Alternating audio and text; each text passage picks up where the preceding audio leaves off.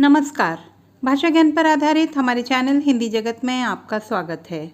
हमारा आज का वीडियो कक्षा 9वीं की पाठ्य पुस्तक क्षितिज भाग 1 के गद्य खंड के अंतर्गत हरिशंकर परसाई जी द्वारा रचित पाठ प्रेमचंद के फटे जूते के बहुवैकल्पिक प्रश्नों पर आधारित है।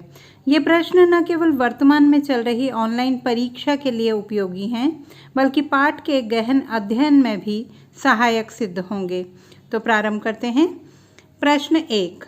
प्रेमचंद के फटे जूते के रचनाकार हैं जाबिर हुसैन, प्रेमचंद, हरिशंकर परसाई। उत्तर हरिशंकर परसाई। प्रश्न 2। हरिशंकर परसाई का जन्म कब और कहाँ हुआ था? 22 अगस्त सन 1922 होशंगाबाद मध्य प्रदेश में, सन 1945 नालंदा बिहार में, सन 1922 मध्य प्रदेश के बुंदेलखंड क्षेत्र में। उत्तर 22 अगस्त सन 1922 होशंगाबाद मध्य प्रदेश में। प्रश्न 3। हरिशंकर जी द्वारा प्रकाशित पत्रिका का नाम है बेईमानी की परत, तब की बात और थी, वसुधा। उत्तर वसुधा। प्रश्न 4। परसाई जी मुख्यतः डैश लेखक हैं? एकांकी, कथा, व्यंग्य। उत्तर व्यंग्य। प्रश्न 5। परसाई जी के लेखन के मूल विषय हैं सामाजिक, राजनीतिक, धार्मिक पाखंड, फिल्मी कलाकारों के जीवन का लेखन, प्रकृति चित्रण। उत्तर सामाजिक, राजनीतिक, धार्मिक पाखंड। प्रश्न 6। परसाई जी ने अपनी व्यंग्य रचनाओं में किस पर प्रहार किया है? दिखावे की प्रवृत्ति एवं अवसरवादिता पर, अमीरों की रहन सहन की प्रवृत्ति पर, नेताओं के दोहरे चरित्र पर।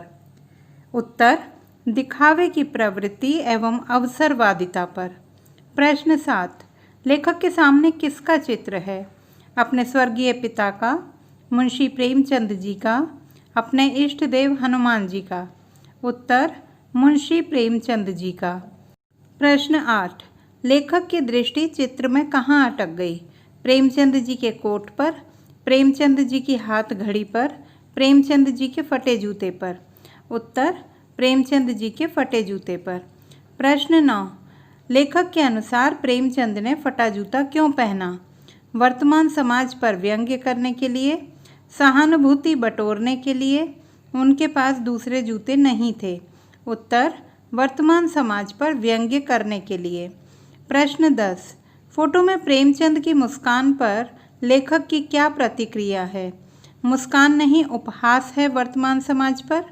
उनकी मुस्कुराहट सुंदर है, वह बेवजह मुस्कुरा रहे हैं। उत्तर मुस्कान नहीं, उपहास है वर्तमान समाज पर। प्रश्न 11। फोटो में प्रेमचंद के फटे जूते देखकर लेखक प्रेमचंद को क्या सलाह देते हैं? नए जूते खरीद लो, ठीक जूते पहनते या फोटो ना खिंचाते, मुझसे मांग लेते जूते।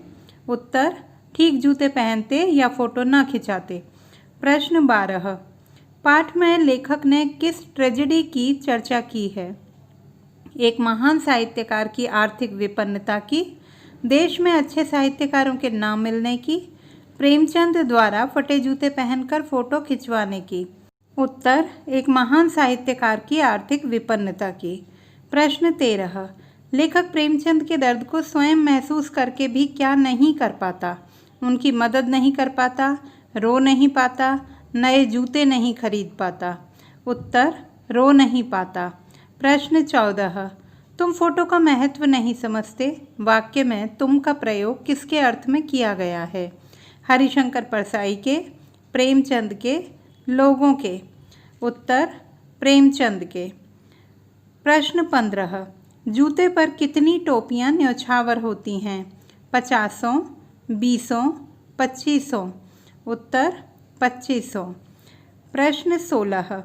लेखक ने प्रेमचंद को किन किन उपाधियों से विभूषित किया है? स्वार्थी और अभिमानी, कथाकार, उपन्यास सम्राट, युग प्रवर्तक, श्रेष्ठ कवि एवं नाटककार। उत्तर कथाकार, उपन्यास सम्राट, युग प्रवर्तक। प्रश्न 17। लेखक ने अपने जूते को कैसा बताया है? ऊपर से अच्छा, नीचे से अच्छा, ऊपर से अच्छा, नीचे से फटा, ऊपर से फटा नीचे से अच्छा। उत्तर ऊपर से अच्छा नीचे से फटा। प्रश्न 18, पर्दे पर कौन कुर्बान हो रहा है? दिखावा पसंद संस्कृति के लोग, पाश्चात्य संस्कृति के लोग, हिंदू संस्कृति के लोग। उत्तर दिखावा पसंद संस्कृति के लोग। प्रश्न 19, लेखक क्या करने को तैयार नहीं हैं? फिल्म देखने जाने को, फ़ोटो खिंचवाने को, फटे जूते पहनकर फ़ोटो खिंचवाने को। उत्तर फटे जूते पहनकर फ़ोटो खिंचवाने को। प्रश्न 20, लेखक का हौसला कैसे पस्त हो जाता है? लोगों के उलाहने सुनकर, प्रेमचंद की व्यंग्यात्मक मुस्कान से, अपनी विपन्नता के कारण। उत्तर प्रेमचंद की व्यंग्यात्मक मुस्कान से।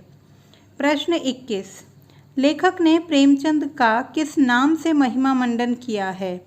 जनता के लेखक कहकर, श्रेष्ठ लेखक कहकर, ग्रामीण लेखक कहकर। उत्तर जनता के लेखक कहकर।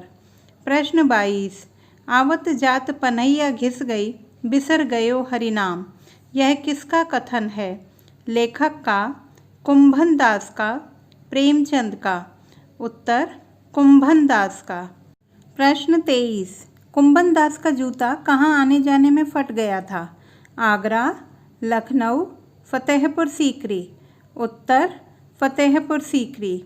प्रश्न 24, लेखक प्रेमचंद के जूते फटने का क्या कारण मानता है? उनका व्यर्थ इधर उधर घूमना, किसी सख्त चीज़ को बार बार ठोकर मारना, अच्छी गुणवत्ता का ना होना। उत्तर किसी सख्त चीज़ को बार बार ठोकर मारना। प्रश्न 25, लेखक के अनुसार प्रेमचंद घृणितों की तरफ कैसे इशारा करते हैं? हाथ की उंगली से, पैर की उंगलियों से, दोनों में से कोई नहीं।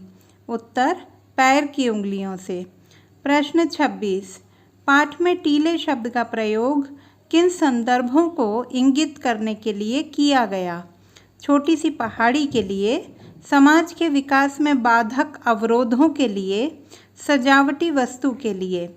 उत्तर समाज के विकास में बाधक अवरोधों के लिए। प्रश्न 27, पाठ में जूते को किसका प्रतीक माना गया है? निम्नता का, ताकत और सामर्थ्य का, अहंकार और घमंड का। उत्तर ताकत और सामर्थ्य का। प्रश्न 28, फोटो में प्रेमचंद के किस जूते में छेद नज़र आ रहा है? दाएं जूते में, बाएं जूते में, दोनों जूते में। बाएं जूते में। प्रश्न 29, साहित्यिक पुरखे किसे कहा गया है? हरिशंकर परसाई जी को, मुंशी प्रेमचंद जी को, महावीर प्रसाद द्विवेदी जी को। उत्तर मुंशी प्रेमचंद जी को। प्रश्न 30, पहाड़ फोड़ना मुहावरे का अर्थ है पश्चाताप होना, पीड़ा महसूस करना, सफलता पाने के लिए संघर्ष करना। उत्तर सफलता पाने के लिए संघर्ष करना। तो बच्चों, ये थे प्रेमचंद के फटे जूते पाठ पर आधारित बहुवैकल्पिक प्रश्न। आशा करती हूँ यह आपके लिए अत्यंत उपयोगी सिद्ध होंगे। पाठ की विस्तृत जानकारी हेतु, पाठ के सार और प्रश्नोत्तर को जानने समझने हेतु इस पर आधारित हमारा वीडियो देखना ना भूलें। भाषा संबंधी किसी भी समस्या के समाधान हेतु बने रहिए सुनीता भटनागर हिंदी जगत के साथ। आपका दिन शुभ हो।